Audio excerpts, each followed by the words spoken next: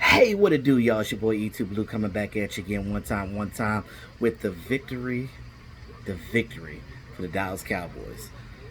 Coming to you live at the outside man cave of Mark Holmes Joe Blue Sports Report. I'm out here by myself right now.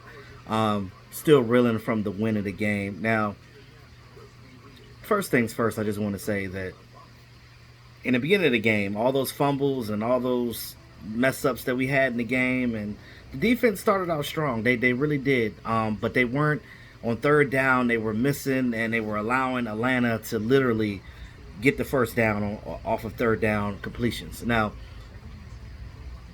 a lot of fans are like, "Oh my God, we're going to be 0-2. We're going to lose this game. We're going to be 0-2 going into the Seattle game next week." Blase, blase. But the Cowboys turned it around and they won this game.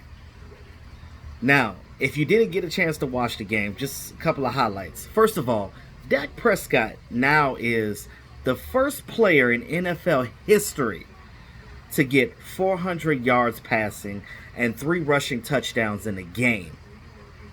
So for those people that doubt Dak Prescott, stop doing that. Because again, I don't know why he gets so much hate. Because he doesn't do any more, any less than any other quarterback that's on his tier level. He's not Aaron Rodgers. He's not Pat Mahomes. Nobody's saying that. He's not elite, but he's that next tier. He's that on that level with Deshaun Watson and those guys. And they got paid.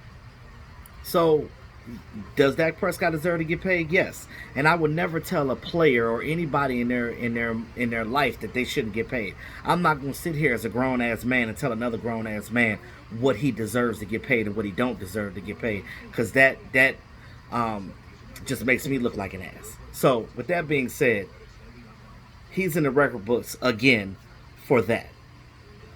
400 passing yards, 3 rushing TDs from your boy, Rain Dakota Prescott. Now, the Michael Gallup catch, or as we like to call it, the butt play, the half a butt play. The butt went down, that right cheek went down inbounds, and, it was a completed pass. We didn't see much of the wide receivers until later in the game.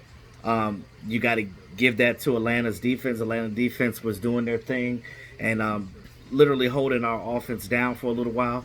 But Ezekiel Elliott coming in there, rushing, getting yards, making something out of nothing. Offensive line, look at Mark. Offensive line. Now, we know that Tyron Smith was out this game. We had Terrence Steele and Brandon Knight starting on both ends of the offensive line. Now, they weren't really blocking well in the beginning, but, we were able to make the necessary adjustments, and the offensive line started playing a little bit better. Dak Prescott was getting the ball out a little faster. We were doing a couple of quick hitch things. Can I demonstrate how they were blocking? Yes. They were kind of like this. Oh, like Toro! There you go, defensive lineman. Ole! Toro! So I'm keeping social distance. So, how do you feel, Mark, about this game? Happy we won, but let's not pretend that everything's solved. We got a lot of work to do. Our offensive line is a disaster right now. And whether Tyron Smith comes back this week or not, we still have other problems on that offensive line. Connor Williams, I saw Connor Williams literally get pushed into the ground. I'm worried about him. Steele looked lost.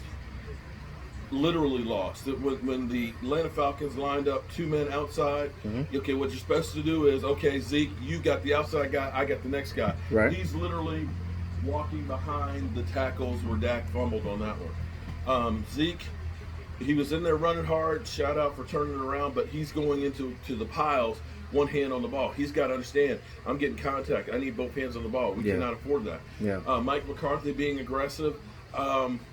You're too damn aggressive on this stuff. The 2 punts, I understand the first time doing the punt fake punt. But running, that was running bones. That was five. bones. You got 5 yards to go, and you're running up the middle on the punt. Yeah, I didn't agree. I didn't agree with that. I don't understand that. I didn't agree with that.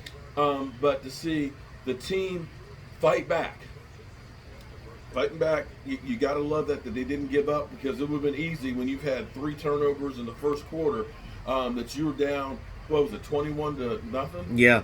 The 24 to nothing. I mean, you easily just say, look, I'm going to head on out. Right. But they kept fighting. I'm trying to understand. I don't mean to throw shade on D-Law, but he disappeared. You got 2 tackles, 3 assists. I'm sorry. I don't want to hear this stuff that he got quarterback pressures. I need to see a guy who's getting paid $21 million to be the force on that defense. I honestly do. I'm sorry. They can sugarcoat it all they want, but I need to see a hell of a lot more than what I'm seeing from D-Law. But again, you found a way to win, and you came from behind. And let's not make any mistakes about it. In the end, it goes down as a victory, and I'm happy about that. And that's all I got to say about that. Agreed. And with that being said, guys, you look at that comeback. You look at, when we were down, what? It was 38. It was 38. No, 39. It was 39-30. It was what? Close to 2 minutes. It's like three minutes and some change left in the game. It was looking real grim. It was looking like we were going to lose this game. You didn't have really ample amount of time to come back and do something. And I think that the fact that this team came together and did their thing, shout out to Greg DeLeg. That onside kick, getting that onside kick was huge, was pivotal to winning this game. You get the onside kick back. Dak Prescott drives down the field. CeeDee Lamb gets a nice play. Coop gets a play on there. I think, who else? Ezekiel Elliott had a couple of runs in there. Shout out to Michael Gallup's ass. Shout out to that ass. And I already talked about that. I was like, that right butt cheek was down. And then Greg DeLay coming in and winning the game with that field goal. Boom. Winning by 1 point, 39-40. Our first 40 burger of the season. Hopefully we can get more 40 burgers.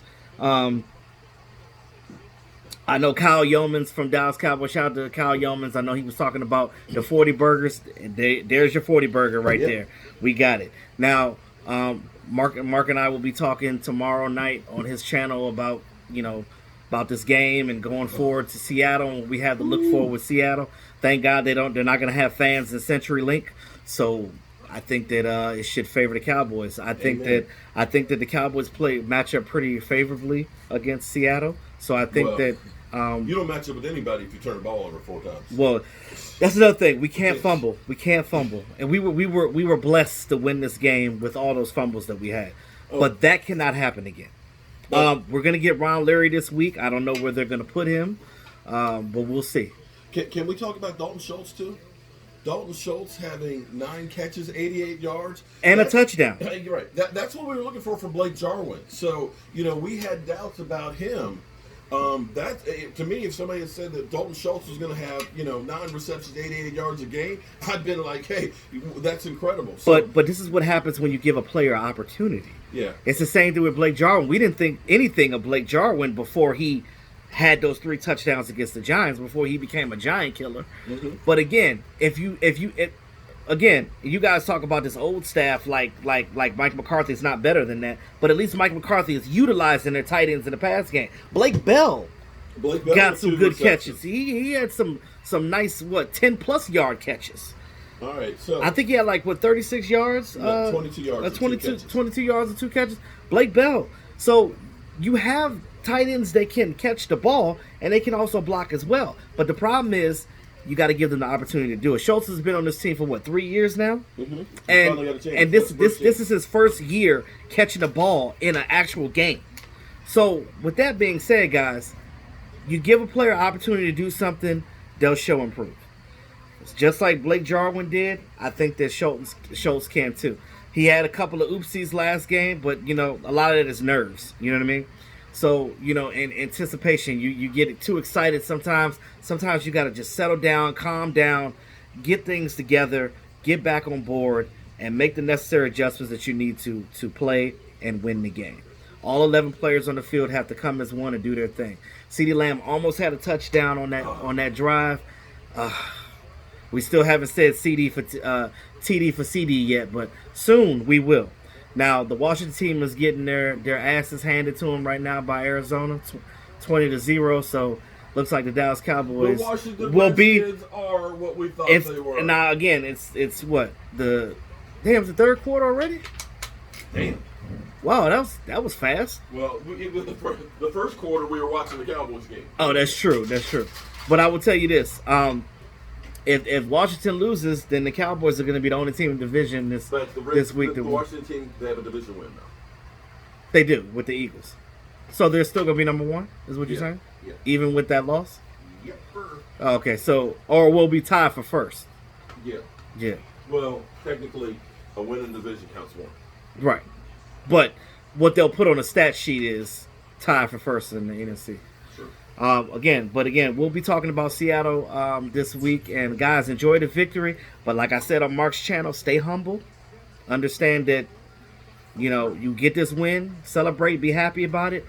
But we still got another hard team to play against next week. So with that being said, y'all, thanks again all my subscribers.